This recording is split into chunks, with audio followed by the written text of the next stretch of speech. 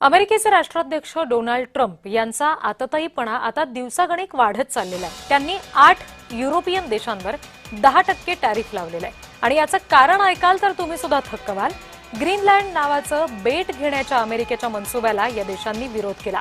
1 फेब्रुवारीपासून 10% टॅरिफ लागू होणार आहे। इतकंच नाही तर ग्रीनलँडच्या मुद्द्यावर उपाय निघाला नाही तर जूनपासून 25% टॅरिफ लावणार अशी धमकी सुद्धा ट्रम्प यांनी दिली।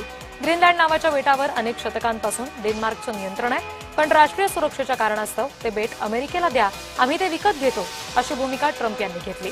अनेक देशांनी त्याला साफ गुंडगिरी म्हटलेलं आहे। डेन्मार्क युरोपीय देश असल्यामुळे साहजिकच युरोपनं सुद्धा तीव्र विरोध केलाय। त्यामुळे ट्रम्प चिडले आणि एकाएकी टॅरिफची घोषणा करून टाकली। युरोपनं देखील आता त्याला जशास तसं उत्तर दिलंय। अमेरिका आणि युरोपमध्ये गेल्या वर्षी झालेला व्यापारी करार युरोपनं स्थगित केलाय। तर ग्रीनलँडचा हा मुद्दा नेमका काय आहे, ते ट्रम्प यांना नेमकं काय हवंय आणि अन्य देश त्याला का विरोध करतायत, या सगळ्या संदर्भातले सविस्तर मुद्दे आपण ग्राफिक्सच्या माध्यमातून जाणून घेऊया। आर्क्टिक आणि अटलांटिक महासागरांच्या मधोमध स्थित जगातलं सगळ्यात मोठं बेट म्हणजे ग्रीनलँड। ग्रीनलँड हा डेन्मार्क देशाचा अविभाज्य भाग आहे। प्रशासनिकरित्या पूर्णपणे स्वायत्त आहे।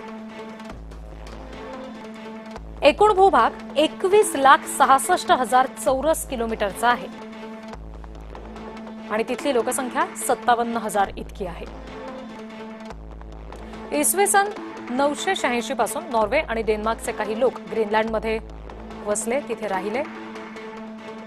14 जानेवारी 1814 रोजी ग्रीनलँडचं डेन्मार्कमध्ये विलीनीकरण करण्यात आलं।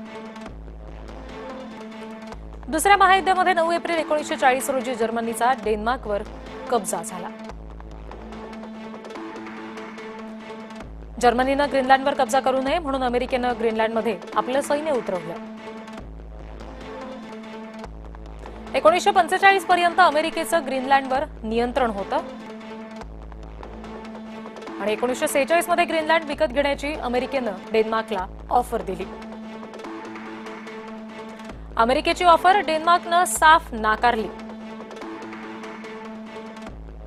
मात्र लष्करी कारणांसाठी ग्रीनलँडच्या जमिनीचा वापर करू देण्यास डेन्मार्क तयार झाला। 1960च्या दशकात अमेरिकेनं ग्रीनलँडमध्ये अण्वस्त्र सुद्धा ठेवली।